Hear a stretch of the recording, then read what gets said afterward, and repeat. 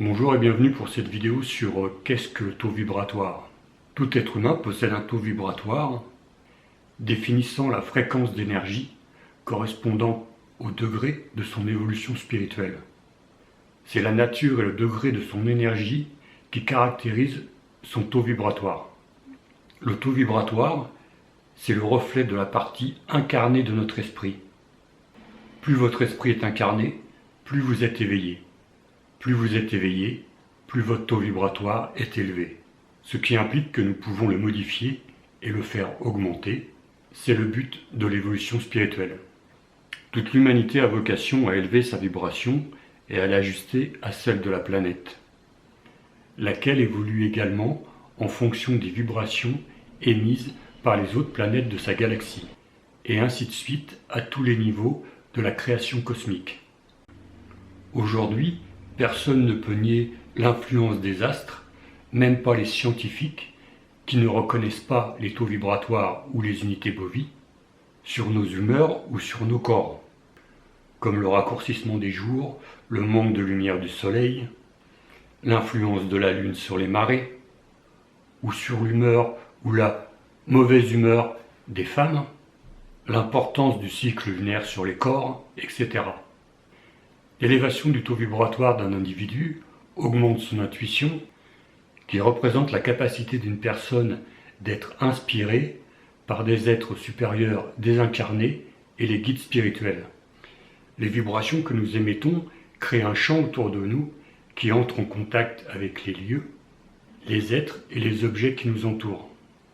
Cet échange de rayonnement a pour effet de créer des affinités ou des inimitiés, de nous rapprocher ou de nous éloigner les uns des autres.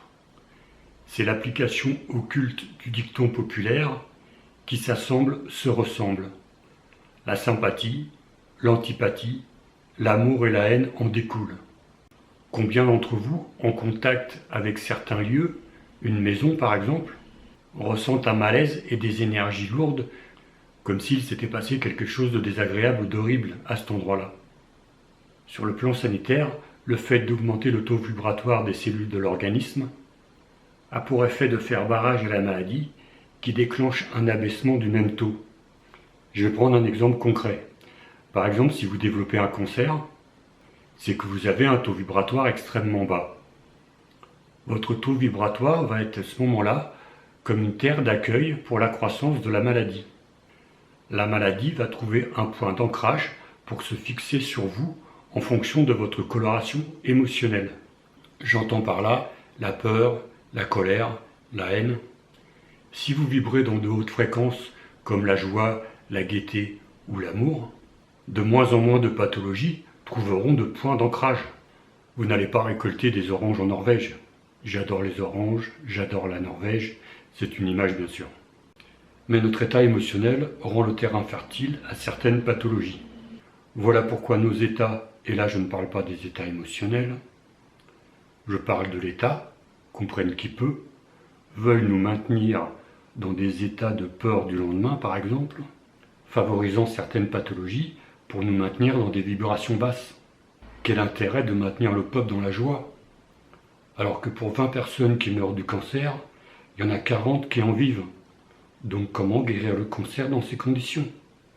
Alors on entretient un terrain fertile à la maladie. La chimie ne guérira rien. Bien au contraire, demandez à votre corps ce qu'il en pense. Mais l'alchimie le guérira. En plus que depuis hier soir, la France risque de choisir d'en avoir plein le fillon. Je suis pas sûr que ça soit très bon pour le taux vibratoire. Mais revenons à notre sujet. L'énergie est en constant mouvement. Toutes les énergies vibrent à différentes fréquences. Le processus d'évolution s'accomplit par une augmentation du taux vibratoire en réponse à l'action d'attirance des énergies supérieures.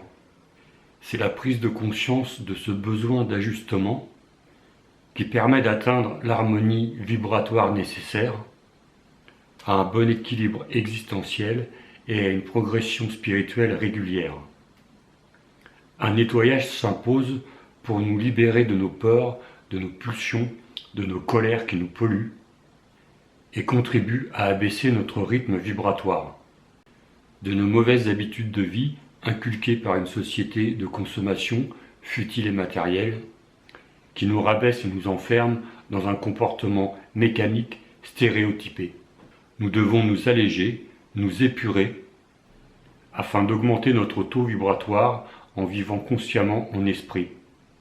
Cette constatation est extrêmement importante car il est de plus en plus fréquent à présent de rencontrer des personnes dont les taux vibratoires personnels sont en cours d'harmonisation avec les nouvelles fréquences de la planète. Un être humain classique qui n'a jamais fait de travail sur lui-même vibre en moyenne à 75 000, 80 000 unités bovies au jour d'aujourd'hui, en novembre 2016. Avoir le bon taux vibratoire pour attirer ce que l'on désire ardemment est certainement un des éléments les plus importants quand nous pratiquons la loi de l'attraction. Effectivement, il ne suffit pas d'effacer nos croyances et nos mémoires erronées qui nous limitent, de visualiser nos souhaits, de réciter des affirmations positives, d'être convaincu d'être déjà en présence de ce que nous désirons.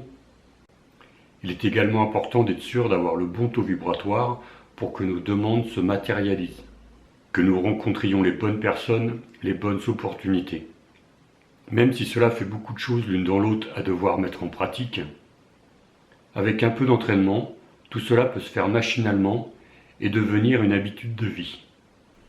Voilà, je vous laisse pour aujourd'hui, je vais faire une deuxième partie. Vous pouvez me rejoindre sur mon groupe Facebook ou sur mon site internet. À bientôt.